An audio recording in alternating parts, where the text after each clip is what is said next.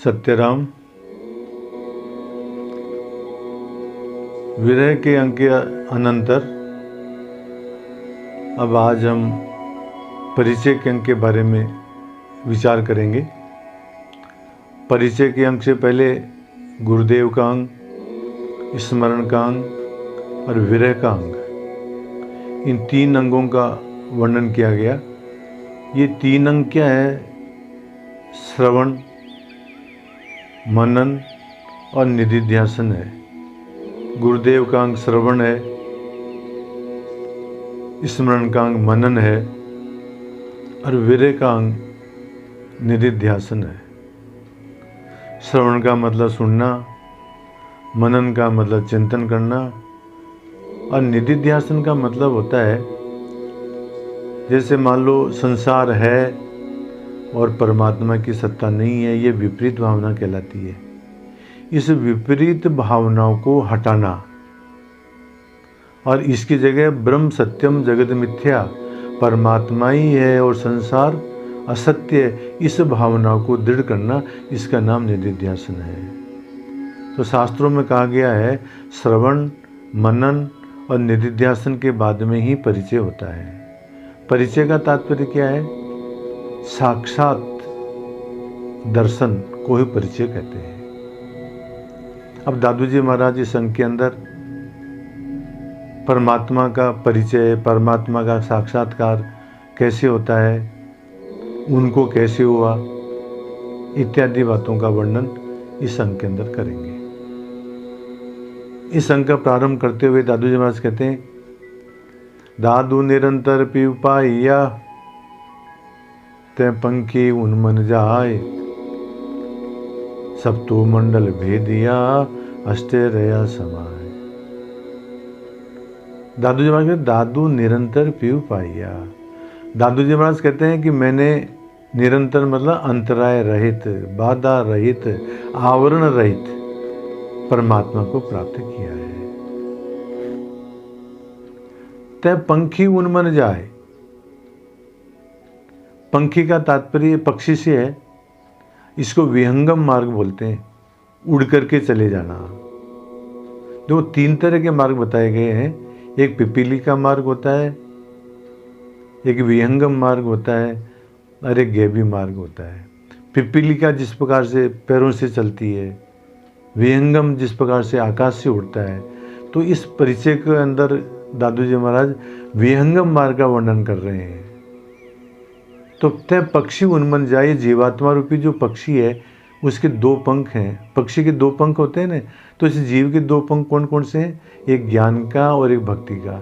ज्ञान और भक्ति रूपी जीवात्मा कब जाता है परमात्मा के यहाँ पर? उन्मनी जाए, उन्मनी अवस्था को प्राप्त करके। उन्मनी का मतलब उदासीन होकर के, इस संसार से उदासीन होकर के और ज्ञान और भक्ति से युक्त होकर के जो जीव है वो ही परमात्मा को प्राप्त कर सकता है। इसका तात्पर्य ये है। अब आगे क्या कहते हैं? सप्तो मंडल भेदिया। परमात्मा क्या है? आठवें मंडल में रहता है, अष्टे रया समाय।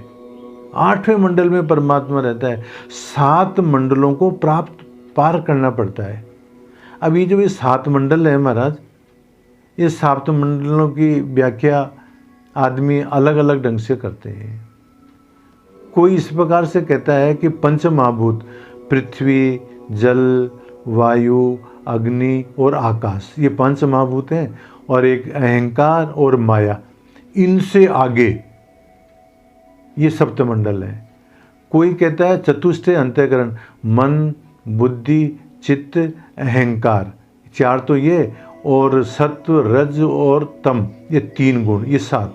इनसे आगे पंचभाभूत और 3 गुणों से आगे परमात्मा को प्राप्त किया जा सकता है।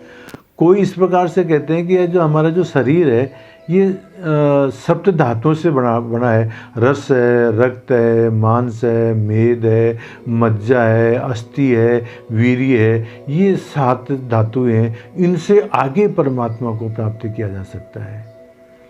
कोई इस प्रकार से कहते हैं कि महाराज जी ये जो हमारे सप्त जो ये चक्र हैं, इनसे आगे मूलाधार, स्वादिष्ठान, मणिपुर, अनाहत, विशुद्ध, आज्ञा चक्र और सहस्त्रार चक्र, इनसे आगे, इन चक्रों से आगे जो पार करेगा तब जाके परमात्मा को प्राप्त किया जा सकता है। कुछ इस प्रकार से कहते हैं कि सप्त ज्ञान की, अज्ञान की भूमिकाएं हैं, 7 अज्ञान की भूमिकाएं। वो कौन कौन सी है? अज्ञान है, आवरण है, परोक्ष भ्रांति है, अपरोक्ष भ्रांति है, शोक है, नाश है और अतिहर्ष है। ये जो 7 अज्ञान की जो भूमिकाएं हैं, इनको पार करके परमात्मा को प्राप्त किया जा सकता है। कोई इस प्रकार से कहता है कि ज्ञान की भी 7 भूमिकाएं होती हैं। मतलब कौन कौन सी होती हैं? शुभेच्छा, विचारणा, तनुमानसा, सत्वापत्ति, असंशक्ति, पदार्था भावनी और तुरीयगा। इन 7 ज्ञान की भूमिकाओं से आगे परमात्मा को प्राप्त किया जा सकता है। तो दादू जी महाराज ने कहा सप्तो मंडल भेदिया, 7 मंडलों को भेद करके और अष्टैरेय समाज 8वें में जाके परमात्मा को प्राप्त किया मैंने। इसको दृष्टांत के माध्यम से समझो। एक बार एक राजा के कोई संतान नहीं थी। उसने अपने योग्य उत्तराधिकारी की परीक्षा करने के लिए उसने क्या किया कि एक 8 मंजिल का भवन बनाया, 7 मंडलों में प्रदर्शनी लगाई। कहीं पर वस्त्र की, कहीं पर भोजन की, कहीं पर शस्त्र की, कहीं पर पशुओं की, पक्षियों की, किलों की, ऐसे रंगों की, ऐसे चित्रों की, ऐसे अलग अलग मंजिलों में अलग अलग उसने प्रदर्शनी लगाई।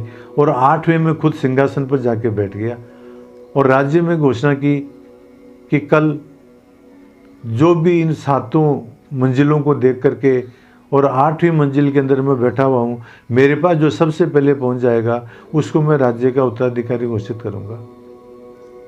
बहुत सारे आदमी निकले महाराज, और वो सारे प्रदर्शनी इतनी अच्छी थी महाराज, खाने की, पीने की, नाचने की, खेलने की, कि सब उसी में मस्त हो गए। कोई राजा के पास पहुंच नहीं पाया। केवल एक आदमी था, वो जो सीधा 8वें मंजिल में राजा के पास पहुंच गया। राजा ने पूछा क्या तुम 7वां मंजिल देख के आ गए? तो उस आदमी ने कहा कि महाराज मेरे को 7वां मंजिलों को देखने की क्या ज़रूरत है? जब मैं आपके पास आ ही गया, मैं आपका उत्तराधिकारी जब बनी जाऊंगा, तो ये 7वां मंजिल तो मेरी है, मैं चाहे जब देख लूँगा मैं। राजा उस युवक की बात को देख करके बहुत प्रसन्न हुआ और उसको अपना उत्तराधिकारी घोषित कर दिया। ठीक इसी प्रकार से जैसे वो 7 मंजिलों को छोड़ करके, 7 मंजिलों को पार करके और राजा के पास पहुंच गया, इसी प्रकार से दादू जी महाराज कहते हैं कि जो 7 मंडल को जो भेद देता है वही परमात्मा को प्राप्त कर सकता है। तो दादू जी महाराज इस साखी के अंदर परमात्मा की प्राप्ति की उपाय बताते हुए बताया कि ज्ञान और भक्ति से युक्त जो पंछी है और जो उन्मनी अवस्था के अंदर जो रहता है, जो संसार से उदासीन हो गया है और 7 मंडलों को जिसने भेद दिया है, वही परमात्मा को प्राप्त कर सकता है। और मैंने इसी प्रकार से परमात्मा को प्राप्त किया है। ये बात दादू जी महाराज इस साखी के अंदर बताते हैं। सत्य राम।